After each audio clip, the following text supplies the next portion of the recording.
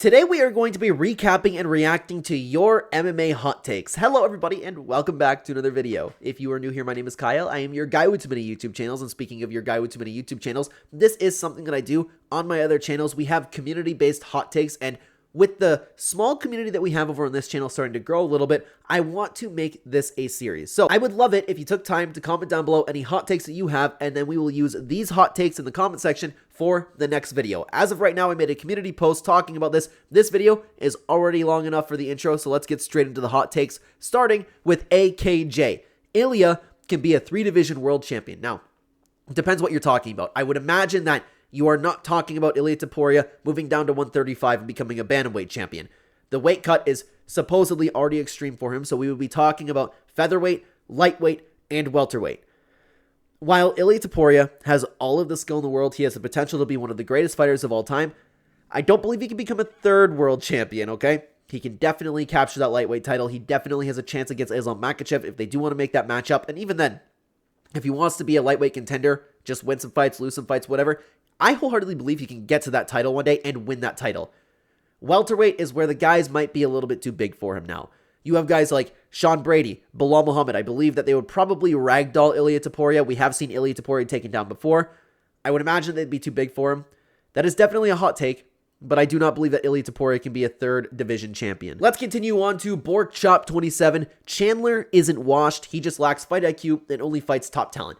This is something that I've been talking about with Michael Chandler when people constantly call him like literally a crap fighter. But the problem is, I don't know. I don't think he's washed, and I wouldn't say that he's washed, but he definitely is like very, very past his prime. A guy who's washed doesn't have a competitive 5th round, I should say, against Charles Oliveira. A guy who's washed does not do that. The problem is he had one really, really bad recent performance, and this could be the beginning of him being washed, but I'm not ready to say that yet. But what I do agree with is he definitely lacks fight IQ, and he only fights top talent. Michael Chandler is absolutely a championship caliber fighter. It's crazy to me that people always say like, oh my god, what a crap fighter, except with more extreme language, of course. He belongs at the top of the UFC. He belongs with these top contenders, and he has proven that over time. Let's continue on to what Leo Francis had to say. Whitaker got robbed by Izzy. I think that fight was close enough to not complain about a robbery for me personally. I gave it to Israel Adesanya. Cain Velasquez is the heavyweight GOAT. Ooh, that's a tough one. I would say he's number 2. I think Stipe Miocic has got to be number 1. But then again, they've had their fair share of losses, right? Stipe and his losses have kind of like damaged his GOAT legacy, right? That is certainly a hot take, and I don't know whether or not I agree with it. I'd have to like really, really compare their records. I believe if Cain Velasquez didn't have all the injuries that he had and could fight more in his prime, there would be no question about it. He would have gone down as a heavyweight GOAT. No question. And if Prime Cain ever fought Prime Stipe, I'd pick Prime Cain Velasquez every day. So that's a tough one.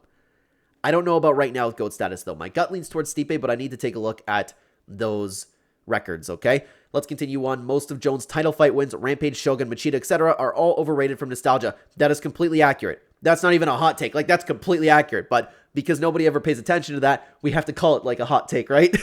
Let's continue on to the next hot take. Rings are better than cages, as it is harder to hold people up against them. I actually never really thought about that, to be honest with you. Yeah, I that is a hot take that I kind of agree with, okay? The WMMA GOAT argument should be more hotly debated than the men's GOAT argument. Whaley, Nunes, and Stamp Fairtex are closer to each other than any other fighter is to Fedor or Emelianenko. I don't know, because Stamp Fairtex is a very interesting one. Stamp Fairtex is a very, very underrated WMMA fighter. I think she needs more WMMA fights in general and not just Muay Thai bouts. But Weili Zhang in the UFC is absolutely the WMMA GOAT. That one's no question about it for me. Bibiano Fernandez is the bantamweight GOAT. You gotta love the One Championship love over here. If you guys don't know, if you're new to the channel, One Championship is my favorite organization. That's a tough one. Ugh. I don't know. I think I might have to give it to Merab, man.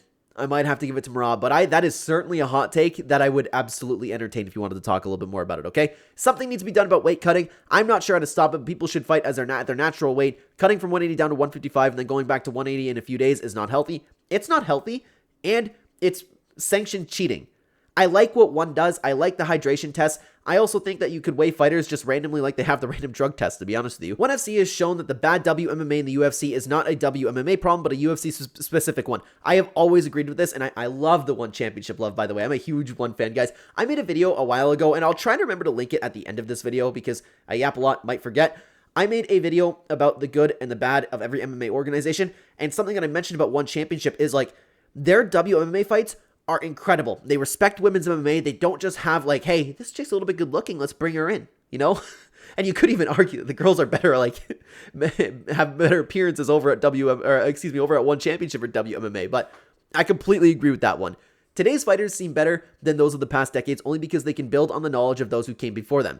If Sakuraba, Fry, Silva, etc. fought today with today's developed training, strategy, tactics, etc., they would be just as dominant over modern fighters as they were over the fighters of their era.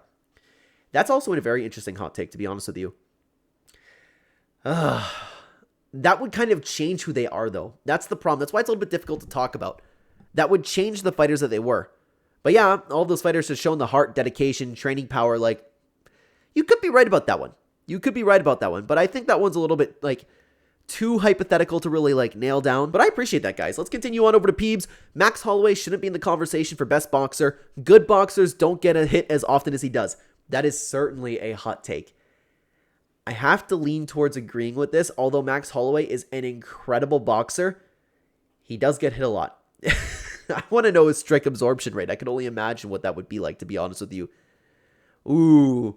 I'm gonna hear about that one in the comment section down below, guys, but I am leaning towards agreeing with this, although Max is an incredible boxer. Let's continue on to sticking around hockey. Hot take, Islam has already faced a tougher competition than Khabib. Completely true. Like, that's not even a hot take. Khabib's last 5, Gaethje, Poirier, McGregor, Quinta, Barboza. Islam last 5, and I would imagine you meant to write Moicano on there. Poirier, Volkanovski, and Oliveira. I completely agree with that. Those are incredible talent, and those fighters are arguably way better, except, like, maybe Conor McGregor. And I know that Poirier is a common opponent, but Conor McGregor is up there at prime Conor McGregor. The version that fought Khabib is one of the greatest fighters ever, but Oliveira, Poirier, Volkanovski, like, with the exception of the Volkanovski on short notice, that's crazy. Oliveira is what we were talking about being one of the lightweight goats in general. So I completely agree. And it's not even a hot take. It's fact that Islam has faced tougher competition than Khabib. Let's continue on over to Duck MMA. Merab is the bantamweight GOAT. We have talked about this on the channel before. I agree with this at this point. You cannot beat that resume and the way he actually makes people drown.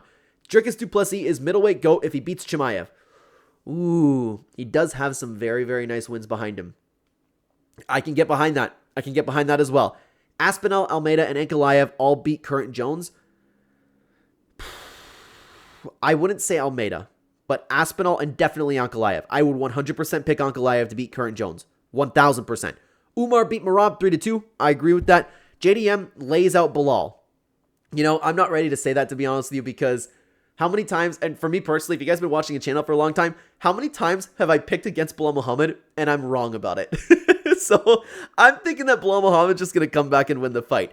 Weili goes down as women's GOAT. She already is the women's GOAT. I agree with that. And Dricus Du Plessis beats Hamza Chimaev. He certainly can. And those certainly are some hot takes. Guys, thank you so much for your participation. I really appreciate it. I want to make this a series on the channel. So please drop some hot takes down below. Preferably just one. That way, as the video continues to gain views and we continue to have more people participating, we can get like one hot take per person.